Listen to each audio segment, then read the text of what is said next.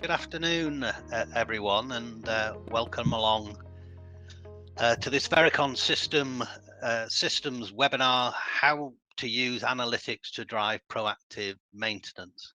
My name's Andrew Gray, and I'm the Member Relationships Manager at Fusion 21, and I'm delighted to be able to share this afternoon's panel.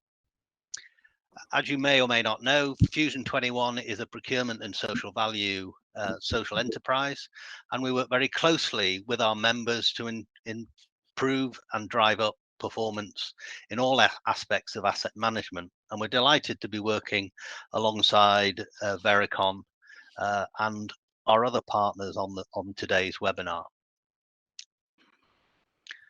Without further ado, I'm now going to introduce you to our panel. I'm delighted that we're joined by Linda Cavender, who's the business analyst at Clarion Housing Group, Ian Roughley, Associate Director at Savills, and Tony Cubitt, who's the National Sales Director at Vericon Systems. We want this to be an interactive session if possible, but we are doing so via the Q&A panel.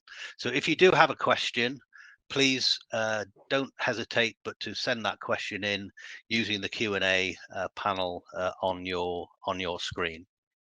Okay, I'm now going to ask each of the panelists to introduce themselves, a brief introduction to them and their organization. And I'm going to start with you, Linda. Thanks very much, Andrew. Good afternoon, everybody. As Andrew said, I'm Linda Cavender, and I'm a business analyst for leaks, condensation, damp and mould at Clarion Housing Group. I look after all the IoT devices which monitor temperature and humidity installed in Clarion properties. As part of our strategy to deal with damp and mould issues in housing stock, Clarion's made a conscious decision not to blame resident behaviour as a default position when dealing with damp and mould issues, and to help us find the root causes of damp and mould and to help with investigations into our active cases. We've been working with a number of different IoT devices, with Vericon being one of those. We've purchased a number of surveyor kits, which have been distributed to our surveyor teams, and these are meant to be used to monitor environmental conditions within a resident's home to underpin findings for an ongoing issue, or to be used as an interim measure whilst we decide what we want to do. We're also installing boiler control modules and autofills on some of our boilers so that we can keep an eye on the health of the boiler and the heating system. To give you a little bit of information around the challenges we've been facing, we've had some issues around data collection, that the data is collected is definitely personal in nature. This view's been expressed by the legal contacts that we have, of course, and it's actually arisen directly as a result of a landmark case involving a water meter, which made clear the judgment that the data collected was personal in nature. So at the moment, we are advised by our data protection team that we need resident consent before our devices are installed, although there's a bit of debate at the moment on whether we can argue legitimate business interest. For the moment, though, we are seeking that consent, and that leads us to the biggest challenge we are facing. We're finding that many of our residents are really reluctant to agree to the installation of these kinds of devices, and a number of reasons for that are Big Brother. Anything around monitoring gives the perception that they're being watched. So we're having to work quite hard to make sure our residents are clear that we're not measuring anything other than the temperature and humidity within the building. And in the case of the BCM or autofills, it's about the health and efficiency of their boiler and their heating system. Cost is also an issue that's been flagged. Although the cost of running these devices is absolutely minimal, and I'm sure Tony will go into a bit more detail about that, when residents are unable to afford to have their heating on at all, then obviously every penny needs to be accounted for. So this could potentially be a barrier to installation. And some of our residents are elderly and they're uncomfortable with the technology in their homes. At this point, I should absolutely make clear that these challenges are not unique to Vericon products. They apply across the board to all of the different IoT devices we've been working with. And as a side note, I guess some of these devices that collect more information than temperature and humidity can raise its own challenge in terms of the potential future liabilities. And so if we're collecting data which is not absolutely necessary or not for good reason, we could create a problem later on down the line if we find we're liable for damages if we know about a problem and don't address it at the time. So we would very much like to progress the installations of this kind of device at a faster pace, but these challenges mean that the uptake has been slower than we perhaps would have liked.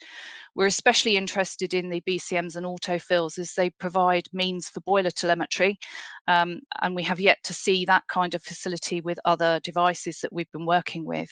So that gives us flexibility and the means for a greater return on any investment by saving time and cost, both internally and with our contractors, as it reduces the number of visits to a property, which in turn has a positive benefit to sustainability. However, we do need to find better ways to alleviate residents' concerns and encourage the adoption of this technology to help our goal towards healthier and happier homes.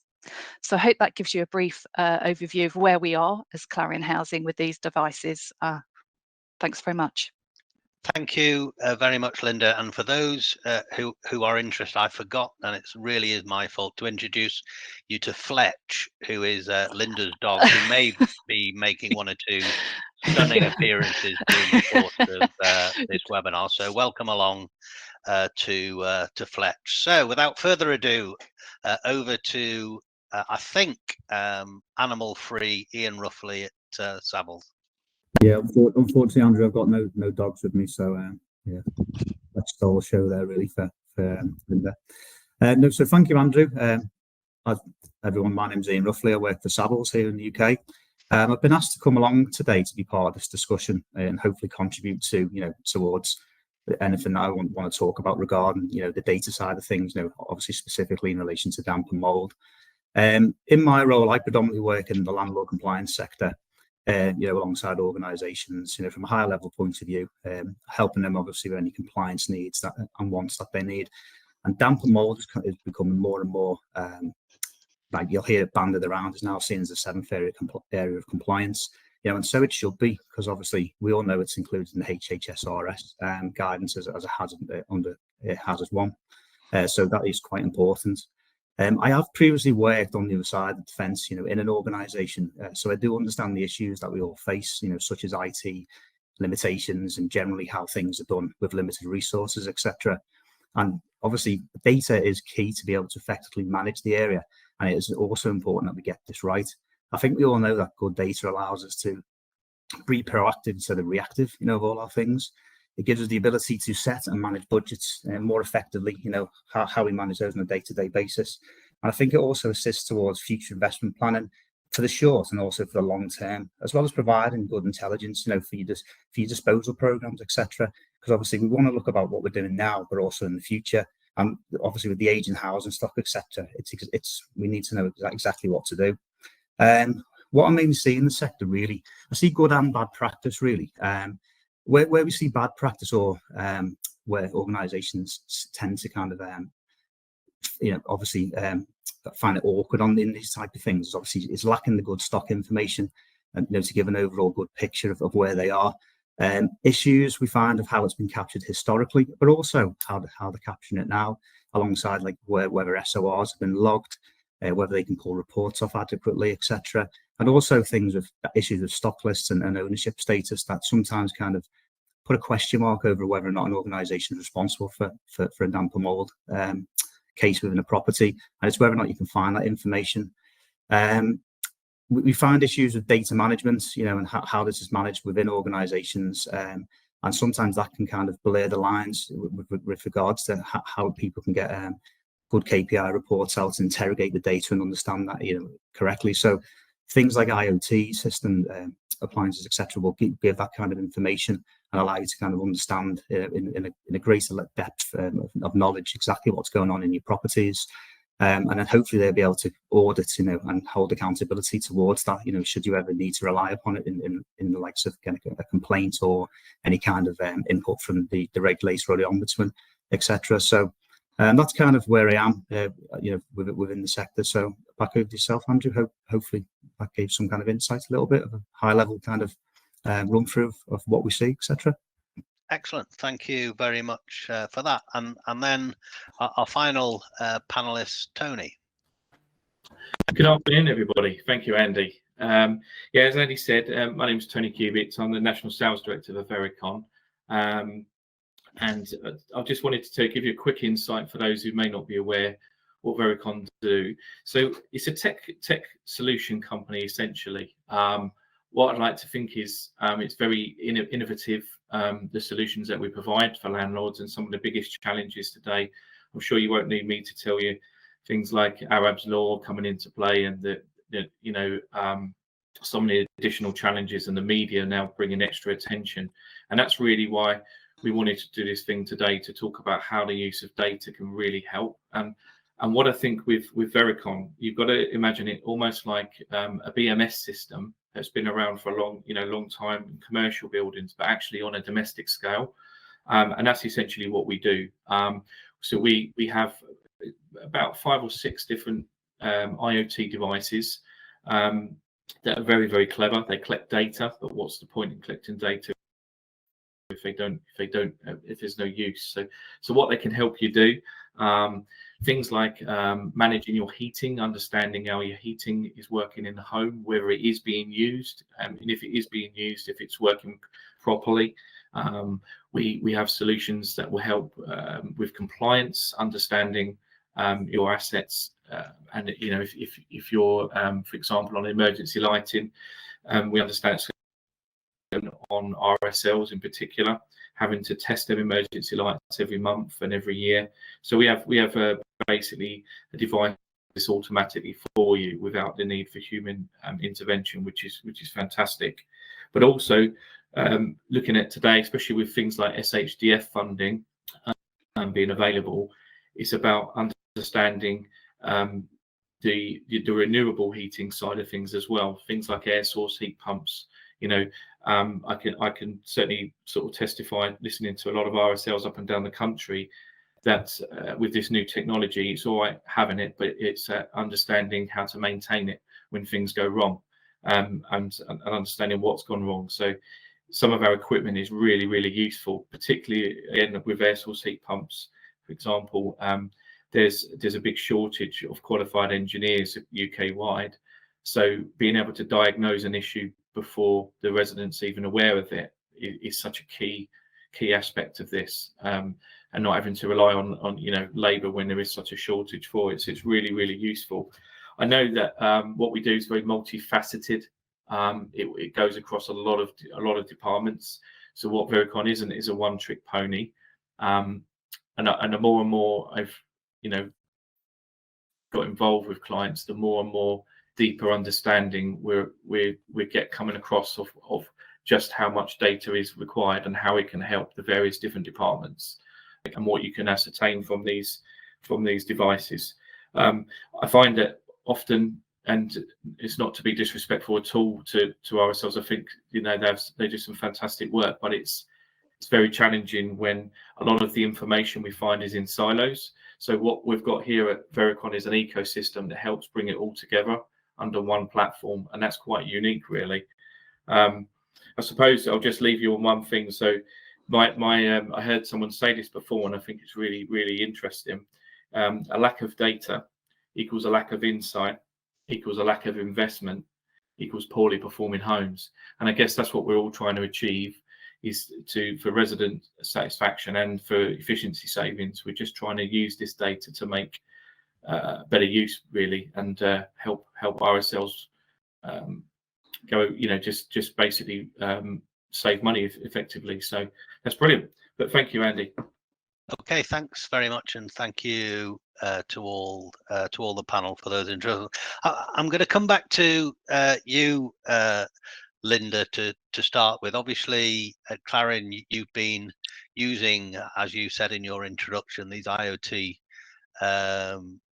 devices. I suppose there's two parts to this question. How are you sort of both using that data and maybe also traditional data to actually improve the way in which you're managing the issue, whether or not it be identifying specific issues of damp and mold and or other issues that are happening in your tenants' homes?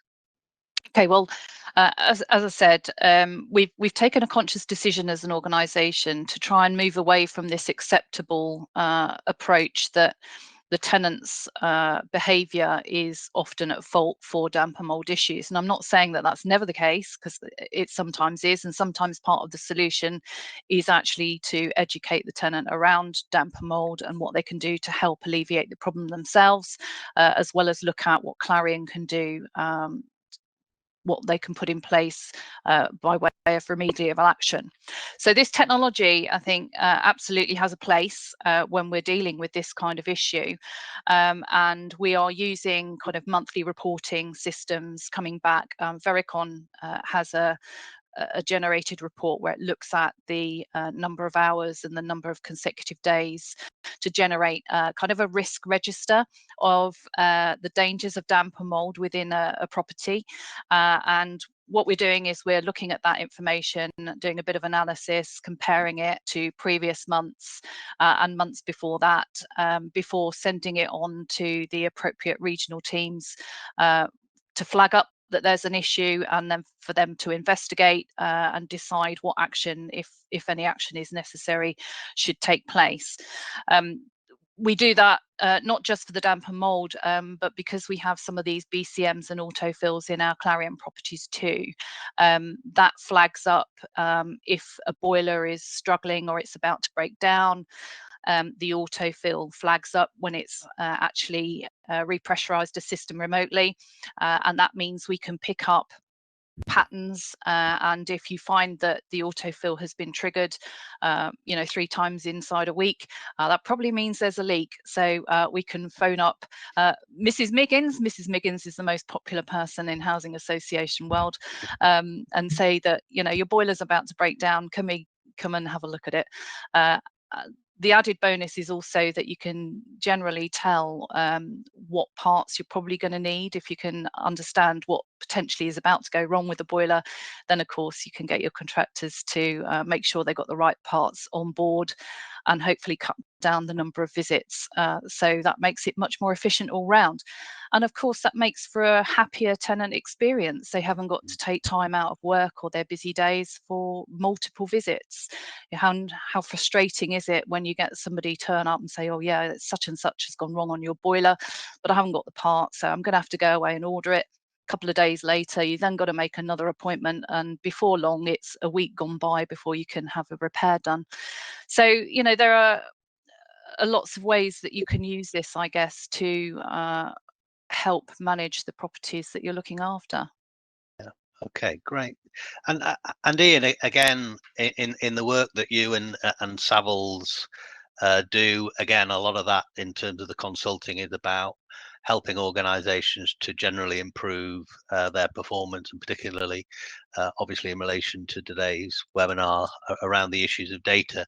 So just again want to explore with you how you are as an organization helping your clients, the sort of housing sector, to improve how they use that in a proactive way. Yeah, so thanks, Andrew. Just like to kind of echo Linda's comments there, with regard to the gathering of data and the use of it, because that is the key thing really. Because obviously without kind of analytical data, you're kind of relying on traditional, surveying methods and your residents obviously to report faults to you. But kind of getting the information in, and what we're trying to explain to people is get your systems, your IT in place to obviously be able to report on this, interrogate it correctly. And then obviously that'll allow you to kind of then feed into kind of any work that you need to be doing, on a particular archetype, etc., and things like that. Because it obviously helps with the now, but obviously plays a major contributing factor, to plan ahead and understand what the future horizon may look like, on a particular estate and things, etc. What we do tend to see is in the main, organisations have data, and they do have a lot of data, but a lot of it's not clear enough for them to kind of fully understand it. It doesn't kind of give them that kind of that train of thought and obviously the direction that they need to go into. So what we try to do is kind of work with them to kind of improve the systems, and kind of get it into a usable format, reporting, etc. So that obviously then it's good. The visibility is there, from the shop floor all the way up to the director and the board, etc. So that you can see the whole where exactly your problems are, within your stock. And then it also allows like I say, meaningful reports, etc. And then allows you to kind of audit your stock a lot better, etc. Manage your budgets and things like that. So thank you. And how just before I come to you, Tony, just going back to Ian, how would you encourage people to use that? And to some extent, what these systems are doing are moving us away from, if you like, what at the moment is a very reactive process, again, particularly in terms of things like damp and mold that obviously came to headlines as a result of sort of tragic events and so on, and organizations very much reacting to reports and or identifying potential vulnerable properties and or individuals in those properties. How do you think the use of data can move away from that in terms of a more a more planned approach to dealing with repairs? Yeah, well, exactly that, really, because this type of data will kind of give you information that you weren't probably aware of things happening in the property. And I think I slightly touched on it, was you'll be able to kind of pinpoint archetypal issues in particular estates and properties, etc. So you can then kind of concentrate exactly where you are going to need to do your future programs, and also maybe look at disposal programs as well, and replacements for developments, etc. So we kind of working with clients, obviously organizations, to just kind of make sure that they're tying that all together. So that you're always going to have your reactive kind of works, but then this information does massively help and assist in in relation to kind of future programs, and just kind of seeing the horizon just ahead of you, etc. For anything that's hidden and things, so what's not being normally picked up. Okay, that's great. Thanks for that. So over to you, Tony. Again, what we're trying to explore in this part of the webinar of how that use of data and importantly, I think the analytics, what the data tells us and what it tells us we should be doing. Again, could you just from a Vericon perspective, just understand, if you like, how you're taking that data and then encouraging housing providers to use it in a proactive way? Yeah, certainly. Thanks, Andy. I know with Vericon, we collect stupendous amounts of data. Just to give you an example, on about 5,000 properties, you'll be getting weekly. There's over 5 million data points that we would generally collect. Lots of zeros and lots of white noise, a lot of it, but it's about what data is actually useful. And I think unless you're understanding what it is that the client needs to know, then it's kind of meaningless. So what we want to do is make sure you understand what the data is telling you, and then understand its story. So and then it goes further beyond that, because we understand it, but then how do we relay that to the client? And a lot of this, I think Linda was saying earlier, is done by the reporting. And this is something that reporting that I'm talking about to the clients, individual reports on individual properties, basically. And this has been a learning process, working collaboratively with people like Linda and Clarion and other clients, where they say, well, you've got all this data, but actually, can it tell us this and can it tell us that? Okay, well, why do you need to know that? And so it's been a journey. But what I would say is, once we understand the specific pain points or the pinch points that the client's experiencing, and then being able to then get that data in a way that presents itself, that they don't have to go digging for it. With Vericon, we use community learning and AI technology to kind of deliver that information, sort of almost spoon feed it, is one of my sayings that I try to do, particularly around damp and mold. We're not just going to say, for example, oh, there's a problem at 12 Acacia Drive, my favourite address, where Mrs. Miggins lives, funnily enough. But what we want to say is, well, okay, well, what rooms are these problems? Where's the root cause of the issue? So the data that we've got is just numbers, but unless we actually say, well, we're going to tie that in now to, let's say it's the bathroom and the hallway that has the specific problem in this property, then that's how you improve how you're managing the issues, because we're then telling you specifically where it is. And in some cases, you'll even be able to find out why the issue's there. You know, with a particular boiler, for example, if the boiler was broken down, how do you manage it? Well, you know, normally what would happen, I would have thought, was that the tenant would be then calling in once they've realised they've got no hot water or heating. So they're now in a position with an interrupted service. Well, actually, what about, and then from then, sorry, what happens? They would have to call in, maybe spend, you know, half an hour on a queue on a call centre to get through, to then tell them what the problem is. And it could be that the resident themselves are not particularly aware. They just know they've got no hot water or heating. And they can't really get any more information than that. So the gas engineer then eventually, when they get there, they'll turn up, and then they've got to diagnose the issue. So being able to present to a client and say, there's a problem at 12 Acacia Drive. This is the make and model in this example of the boiler. This is the exact fault code from that boiler, and this is the description the manufacturer gives for that fault code. Therefore, gives the client the ability to understand and pretty much diagnose the issue before they've even set off. So it then means that when they turn up in their van, they will have the right parts on their van, and if they didn't, then they would be able to communicate with the tenant beforehand to perhaps say, oh, we need to get this specific part, etc. But normally they'll turn up with the right part at the right time and be able to get them up and running, hopefully in quick shape. And that's really about the efficiency savings, helping a client to manage that issue more quickly. So that saying forewarned is forearmed, and I think it really applies here with the sort of data that we can collect. But it's very important for me to reiterate, it's not data for data's sake. It's about, you know, what you do with it. Otherwise, it's like having a gym membership and actually paying for it, but not actually going. You know, what's the point? So it's certainly the same, and it's really how you narrow that down into the specific pinch point. So hopefully it answers your question there, Andy. Yeah, and in terms of moving on, and again, clearly one of the key themes that's come out from both your opening remarks and then what the panel has just said in relation to that sort of first question. So what I want to move on to is, again, you know, it's what do we do with that sheer volume of data? And again, I'm going to come back to you, Ian, around, again, if Savills are doing a tradition, even if it's a traditional stock condition survey, that generates tons and tons of data points and so on.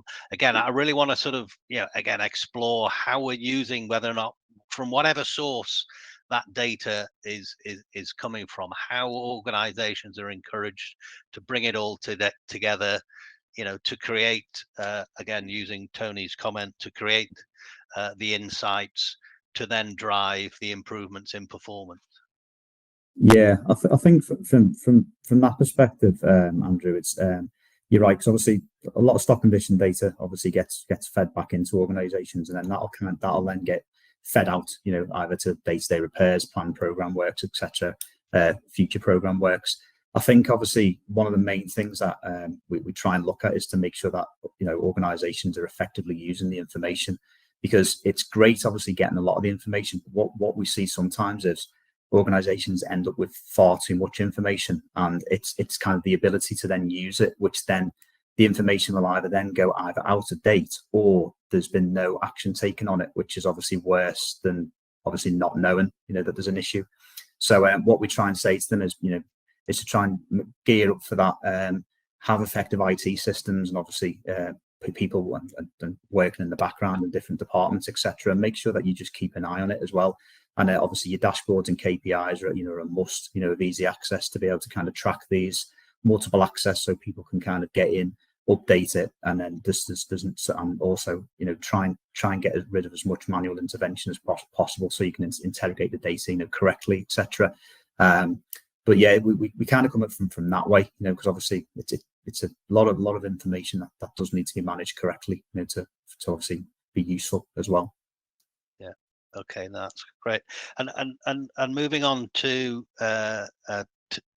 Linda, again, an organisation the size of Clarion, in terms of I've forgotten the exact numbers, but circa 100,000 homes. You must, as an organisation, have an awful lot of data. How are you? You know, again, how are you using that? Because again, the addition of the sort of IoT information that you talked about before, again, just try and give us some insights in terms of how Clarion are using that to drive improvements in performance.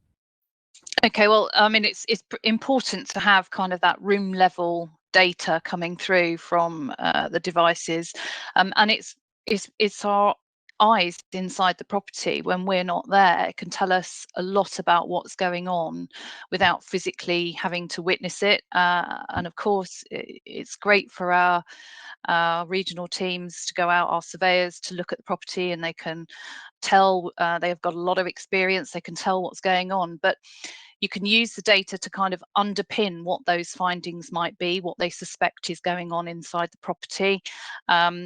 And you can demonstrate with hard numbers, hard facts, what's actually going on, and it's a potential to demonstrate that to the resident as well. So, you know, you're not just looking at the data yourself, you can talk about that data with the resident. You can point times of day where you've got spikes in humidity, and make sure that they're aware to be ventilating their property or using extraction facilities, whatever that might be. So it's enormously important to have that information to hand using dashboards, etc. You're right, we have a lot of properties, we have a lot of data floating around. I'm only just a very tiny cog in a pretty big wheel, and I'm only looking at the stuff that we're getting around damp and mold. But there's huge potential for it to apply to other parts of the businesses for sure. Yeah, and just exploring that a little bit. So in terms of how, if you like, are you joining up the dots? So if you're, again, forgive me, if your little dot, so to speak, is sort of damp and mold data and so on, how are you feeding that into, you know, whether or not be systems that give you a picture of the whole property, and or into, you know, individual surveyors who are going round in terms of, so you know, just paint a picture of how all those systems and all that information is joining together to create that unique picture of the property. Okay, well, I'm coordinating all the information from these dashboards and devices, so that all comes into me, and I take a look at that, and then I put together top level information with the reports, and they get fed off to our regional teams, and then they are cascaded down to the surveyors in whichever region that they're in, and they look at the properties that are within their patch, and then the responsibility is with our surveying team to look at the dashboard data in a bit more detail. They might do that before they go and visit the property. They may already have a good feel for what's going on inside the property and go and talk to the resident, or ring the resident, visit the resident, whatever it is they decide to do, and then they will record those visits and feed back into the Clarion systems that we have, our contact management systems and databases, repair data, that kind of thing. Yeah. Okay. That's really interesting. And Tony, again, just building on that sort of last discussion, again, perhaps a sort of little bit more about, again, how you're bringing all those in, again, using Linda's, or it might be my expression, in terms of all those dots together to help then organizations to have that overall view of what's going on, and how, and again, linking your data in with other data that's been collected about property to create that view to improve the way in which we manage the maintenance function going forward. Thanks, Andy. Yeah, I know, like Linda will probably back me up on this. We've been doing a lot of work with Clarion, and that to try and make sure that essentially the right data gets to the right people at the right time. What we don't want to do is create a can of worms. And I think, if I'm honest, talking to RSLs, up and down the country, this is a concern, because people think, well, if you're collecting so much data, then I might not. They're busy doing their regular day jobs, and this is meant to assist and take away, work off the desk, not create it. And there is an argument to, with all this data, hang on a minute, well, this is going to be quite frightening if this suddenly lands on my email box, So it's really, really important as part of the onboarding process. I know certainly what we do at Vericon, and we try to make sure, okay, so what's your process? What happens when this event's happened? What's the chain of events, and how do we get the right notifications to, as I said, to the right people at the right time? I think it's really key for us as an organisation that's partnering up with people like Clarion to understand their processes and their workflows, and try and make it as seamless as possible, and also to educate them on how to gain that information and where to go for it. So they may have an alert about 12 Acacia Drive, such and such has happened. Well, okay, well, how can we get to that information quickly and efficiently, so we can just make an informed decision based upon what we're showing them? And there's something I think we do really well, and it's been there's always room for improvement. I know me and you, Linda, have had many conversations where Linda says, well, it's great, Tony, but couldn't we just do this, or couldn't we just do that? And this is fantastic. This is what it's all about, because it is new, it's innovative, it's the future. And I really believe that the only way we can do this and do it successfully is to work collaboratively with the contractors, with the clients, and with the tech providers. So yeah, hopefully that answers your question there, Andy. Yeah, no, thanks for that. I'm just going to sort of break a little bit from what I said at the beginning in terms of, but as it's the chair's prerogative, I'm going to do that. But we've had a couple of questions in, and I think it might actually be appropriate to sort of take them now as opposed to at the end, because again, it very much builds on what you were saying, and in particular what you were saying in your introduction, Linda, which is about touching on, I suppose, two issues. One is the issue around getting residents on board, and again, as the questioner says, we see some residents from residents to having devices in their home, the Big Brother or whatever. And then also in terms of that whole resident engagement piece, how can we sort of, if you like, square that circle around what clearly has been identified as an important issue in terms of getting that information, but also at the same time improving the way in which we liaise with residents to do so. So I'm going to come to you, Linda, in relation to that sort of resident involvement piece. Okay, well, I think there's probably 2 points that I would make around that. The first of which is language. I think the language is hugely important when we're talking to residents about what we're trying to do, what we're trying to achieve. We've got to try and remember not to talk too much about monitoring, which does rather lead to a perception of Big Brother, and more about environmental measuring. And I think if we can kind of remember to do that, that will help smooth the process.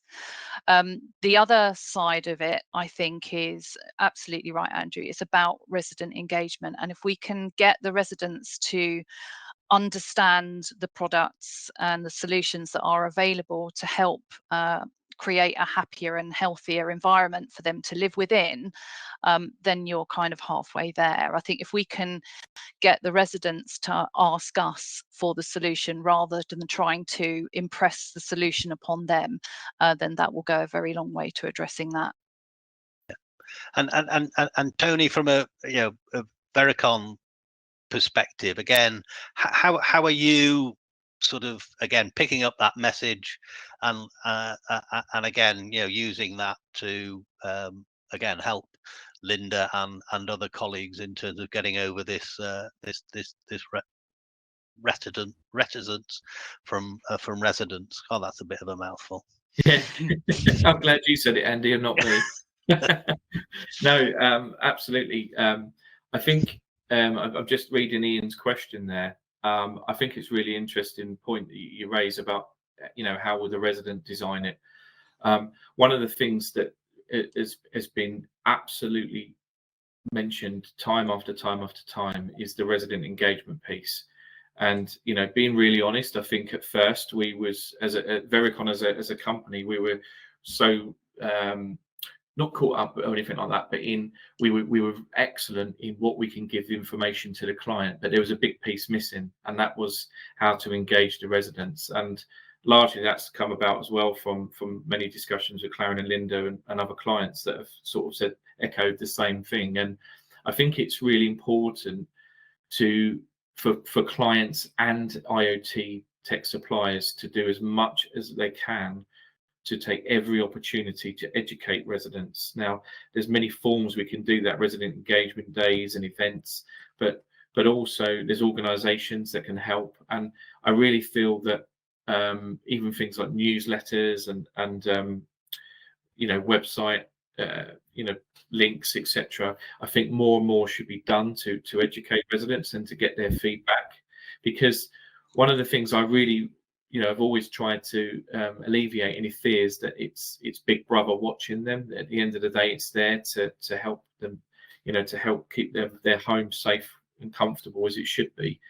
And I know that with Clarion, for example, and some of our other clients, we've produced sort of like leaflets that explain what these strange looking little devices are. Because you've got to think of it from a resident's point of view. If this little square box or round box or whatever it's going to be is going to be sitting on a wall somewhere, what does it do? What's its purpose? Why is it there? So if we can tell them what it's there for, how it's going to help them, and and talk to them about it's not listening to you, it's not tracking your movements, that kind of thing, and alleviate some of them fears that they may have, I certainly think you'd get much more uptake, because at the end of the day, they are the end user. They are the end user of these products. So we absolutely have to get them on board. And I'm just picking up on Caroline's question there, or am I running ahead, Andy? Should I not go on? No, carry on. Pardon. You have to stop me. So she's about resident engagement is really important within the social housing sector. So just echoing what we're saying there. What tech companies doing to assist the social landlords overcome the issues that Linda and the team are experiencing. So what I was just saying about tenant engagement, and any kind of leaflets and things like that we can do, but also I think trying to think again from the residents' point of view, most, not all, but most people these days will tend to have one of these devices or something similar, an Android or iOS or whatever. And I think I'm really excited to see the launch of the Vericon Home Hub app, where we're basically going to put all of that data into the fingertips of the tenant, and they will be able to see that, certainly what Linda sees, 12 Acacia Drive, bedroom, bathroom, living room, hallway, etc., room level, environmental data coming through in real time.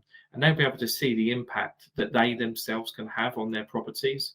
And the idea is it will help cultivate a bit of a shared sort of responsibility on the property. So the onus is not just fully on them, and it's not just fully on their landlord, but actually understand from looking at this app, which would of course be free of charge and optional. It's there for them, and I think it can help them certainly understand more about the environmental conditions of the home and what affects it. So there's lots of work to be done. We're not there yet. I think we'd be absolutely stupid to say that we are, but it's something at Vericon, and I'm sure other IoT providers out there, we're all looking at this and ways that which we can really ultimately educate and empower the residents, because without them, you're going to come across blockers like Linda was alluding to earlier.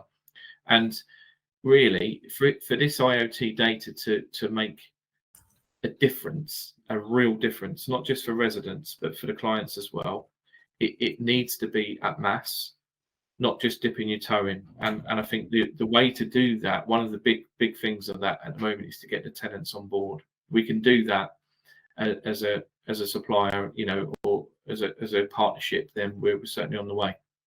Sorry, I ran over a bit there. No, Sorry, I ran over a bit there. No, it's okay. Ian, I don't know if you've got sort of any sort of general comments specifically in relation to that resident engagement piece. Again, I think everybody recognises the importance of that, and again, my sort of personal reflection on some of that is that we've got to ensure that we're making it relevant and easily understood. Again, I whether or not it be my smart meter at home, okay, so it tells me how much electricity I've spent today, but beyond that, is it really of any of much use? Ian, Yeah. Oh, yes. sorry, sorry, Andy. I thought, yeah. Sorry. Yeah. No. Yeah. Exactly that. Really, because I'm liking kind of some of those comments and obviously the answers that have been given. I'm not going to go over the same answers because pretty much my answer would be exactly what Linda and Tony have covered. But I remember rolling out some energy meters, many years ago, looking at obviously, which would clip onto the oncoming electrical supply, and trying to get residents to kind of accept them and use them. They think they use electricity, they think they're being spied on. So the resident engagement and the trust is very, very important. Kind of rolling out this kind of technology. So and I just kind of echoed the same, answers and comments that the others have given there. Really, it's kind of the next thing that's coming along, and we just need to kind of get that trust from them and prove it to them that it works. Really. Okay, that's great. So audience out there, if you have any more questions, please do keep sending them in, because now just going to deal with one final point, and then hopefully we've got some a little bit more time for some questions. So again, I mean, Tony, in some respects, you've sort of picked up on this already, but it's about, again, that proactive use of the data to drive and improve performance. And I think, again, for me, is one of the big takeaways from that use of IoT data. So again, do you just want to sort of explain a little more about how all that can go together? In particular, again, about preventing and things like disrepair claims, which are a massive issue for the sector. So again, how can we use this technology to improve how we respond? Well, certainly, Andy, I think it's key when looking at how to proactively manage it. It's key to kind of create the process map of the entire journey from either identifying a problem or having it pointed out to the landlord, whatever the issue is, to the end point where the problem is either solved or avoided.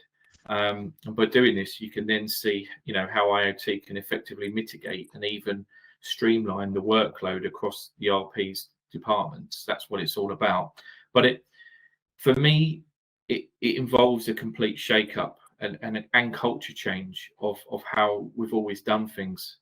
And what's that saying? If we always do what we've always done, we'll always get the same result. And clearly, there's a need at the moment in the sector to get different results. So something's got to change.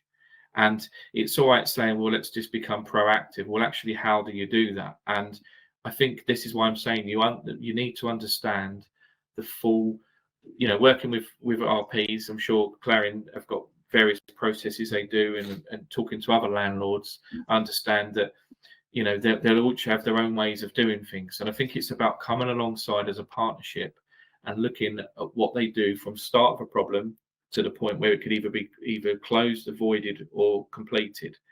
And what we do at Vericon, we have quite a unique offering, to be honest with you, where we realise that it's not just good enough just to chuck you a load of data. The big picture of this is to look at and say, well, how do we help the client manage that data? And what we've got from feedback is perhaps it's a good idea to become that outsourced data partner for the client, so that we can, we're geared up to essentially as a tech company to handle the volume of data. And as long as we know the processes and who needs to know what, why, and when, You know, essentially, we can deal with that. I think if you expect a landlord to just be chucked a load of data and then suddenly deal with it, it isn't going to work. So that partnership is key, talking about the processes and thinking, right, well, if we do X, Y, Z, that can take that part of the process away. If we deliver this to the right person, it doesn't need to go via a chain, you know. So it's not an easy answer. It's not an easy fix, but I think something has to change. IoT is certainly the way of the future, because it's got, you know, using technology for the greater good. It's absolutely brilliant what it can achieve, and we've seen some fantastic results already. And I truly believe that we're only dipping our toe in. I think it's the tip of the iceberg, really. There's so much more to come, and by doing things like this, where people collaborate and we share ideas and problems and challenges, I think it's then we can start coming up with some of the solutions to them problems. And that, you know, that for me, hopefully, again, Andy, I won't run on too much. I'll let somebody other answer that. Fine. Yeah. So same question to you, Ian. Yeah. Thank you, Andrew.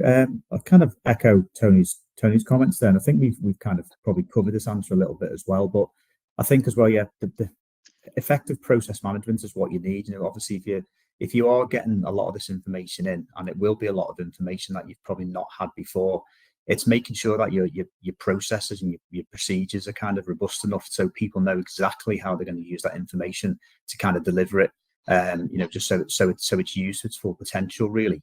Because I mean, I think the main one really for me here is, obviously we all know that, you know, disrepair claims cost a lot of money for organizations. So if you can get information in that's going to give you intelligence before a tenant's going to give you a complaint, and it's going to kind of escalate where you end up having to pay out compensation, etc.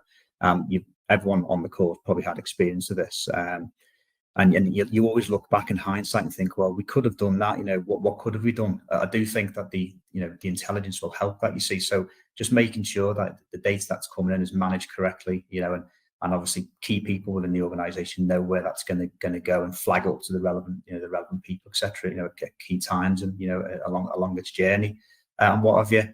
And then obviously that, you know, again, like I reiterate the point I said earlier. Obviously, you know, it'll help you to plan, you know, your future investment works, you know, your stock, you know, where it's going to be. But also as well, I think, and also going back to Tony as well, sharing information. You know, we're all going to have archetypes that act the same way. So again, it's discussing that across different areas, you know, across the UK, etc., and kind of all come up with a solution on how we're going to best fix things, because some things you might not be able to normally. So it might need a wider solution to kind of do that with the greater input for other people. Yeah. Okay, that's great. So yeah, the same question to you, Linda. Okay, well, it's a pretty big question, as Tony said, and I'm not sure that we're going to solve the issue today. But I would say, in general, this technology has such potential, and you know, it's not just about damp and mold or disrepair in general. I think if you do it at scale, and we're not anywhere near doing that yet, but if you do it at scale, and you start to collect information on all sorts of aspects of the buildings that you're working with, you can start to think about how you profile those buildings, so that you can start to see across your property portfolio, I guess, that certain types of buildings have the same types of problems time and time again. And maybe even if you happen to be in a position like Clarion is, which has a new build aspect to it, has a building part of the business, which is not the housing association, obviously, but you can start to think about where you might put extra insulation. And it might be in north-facing walls, for the sake of argument, and I have no data to back that up. That's just me presuming that would probably be the case, and it might cost you a little bit more at the point of building the property, but it could pay dividends later on when it comes to maintaining it and preventing damp and mold problems or other issues. So I think it's got huge potential, and even to the point where you might start thinking about boiler efficiency, the boiler telemetry, where you can start to look at which make of boiler is the most efficient, which lasts the longest. I just use boilers as an example, because it may well be that we don't put any more boilers in after the next 10 years and we're all going to heat pumps.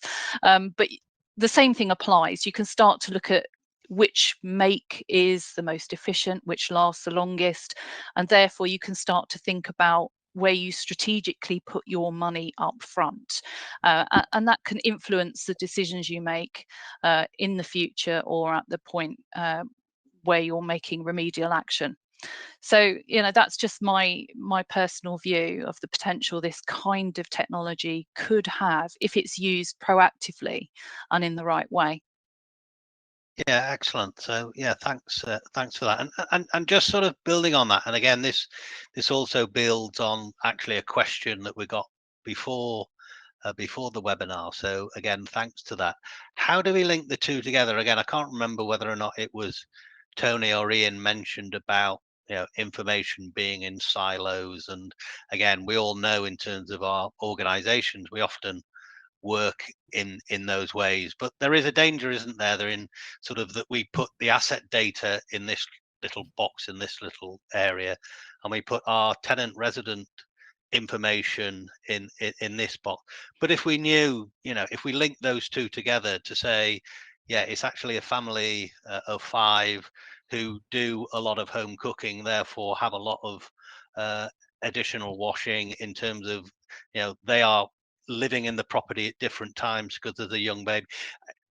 Adding all that data and then using, you know, that the whole information that organizations have about, again, both their properties and their data, and bring, you know, that whole sort of turbocharge data analytics to improve the way in which housing organizations operate. Again, I don't know whether it's fair to push that question back to you all, because I know some of you are sort of, you know, asset directed in or experts in that sense. So perhaps I'll start with you, Tony, and then leave Linda and Ian to think about how we join all the dots together. Cool. Wow. Yes, that's a good one. It certainly needs all stakeholders on board. It's one of the things that in ERPs on here, that, you know, they've probably heard me say this. It's not because I just like a big audience. It certainly isn't. It really does need the SLT team, and, you know, and all the people on the, you know, it's a company wide basically process. It's certainly not something. This is not just a few boxes that look nice and they do some funky stuff. If you're going to get the best results out of this, you need to change your culture. You need to all be on board with it, and it certainly can. There's more to come from this than we've even realised yet. It's that powerful that, you know, we haven't even, as I said, we haven't even realised all of the benefits. I think it needs, from top to bottom, everybody needs to be involved, and there's different aspects to that, because some people will be getting different parts of data or different data delivered at different times, and, you know, it's again not a one size fits all approach. So it's talking to each. We certainly at Vericon, certainly from my perspective, I can sort of think, well, okay, well, I can see how this part of the data is going to affect the asset management team or benefit the asset management team. This part's easy, it's compliance. You know, we know what they need to know. But actually, what about the housing liaison team? You know, is there anything that we can give them or they can learn from this as well? And it's just conversations and learning. And that's what we have to keep on doing. But ultimately, there's two key people in this. There's the residents, that you know, what things are upsetting them. So, you know, I think Ian raised a good point earlier, just to go back to it. How would a resident design a sensor? Well, what is it they want to know? So because they're the pinch points that ultimately are going to roll uphill towards the landlord, and it's going to be the landlord's problem to fix when them things go wrong. So what is it that the residents want, and what is it the clients? What are the pinch points that really hurt?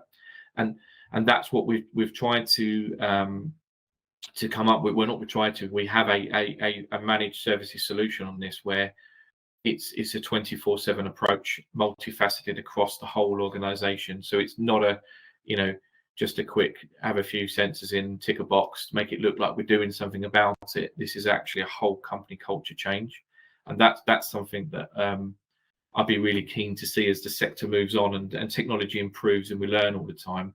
I think we'll certainly see greater results, and that will only drive us on to bigger efficiency savings, reduce carbon emissions, which is another thing. We haven't even mentioned that today, I don't think. A lot of this technology, well, if you're taking unnecessary engineer visits off the road that don't need to take place, straight away your peripheral carbon emissions are being reduced. And that's something else we can do. We can even track and measure that. So there's so much untapped bits of it as we move forward. But collaboration is the key. Thank you, Andy.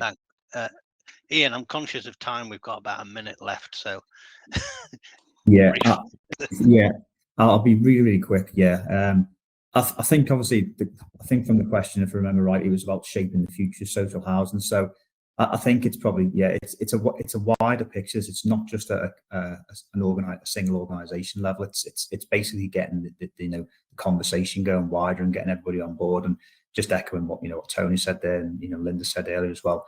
Get the tenants on board, get the tenants asking for it, get the tenants understanding, what this kind of technology can do, and help them, because at the end of the day, it's to help them and give them a safer home to live in, really, and things like that. So, but yeah, so that's it really. I won't go on anymore because I'm conscious of time. So yeah, brilliant. And finally, Linda. I agree with Tony, actually. It's not just a quick fix exercise. It's collection of data is one thing, doing something with it is entirely another. So it's not that tick box. It's not put a few sensors in, get some information back and pretend we're doing something useful. You've actually got to do something with it. And I would agree also with Tony's point around silo working. The larger the organisation, the bigger that is as a challenge. And I think the way that we have to combat that is by making sure that this kind of directive is brought into at director level and is cascaded down through the organisation from the top. Yeah, brilliant. Okay, well, that's a really great note to finish on. So I've just got two duties to perform. One is to thank you, the audience, for being with us this afternoon. I hope, like me, you found the session really informative. We've had a great panel. So my final job is to thank Linda, Ian, and Tony. You've been a great panel. And again, hopefully see you soon at some other point. Have a great rest of the afternoon and have a lovely Easter when that comes in the next day or so. Thanks a lot. Thank you, Andy. Good afternoon. Thank you. thank you. Take care.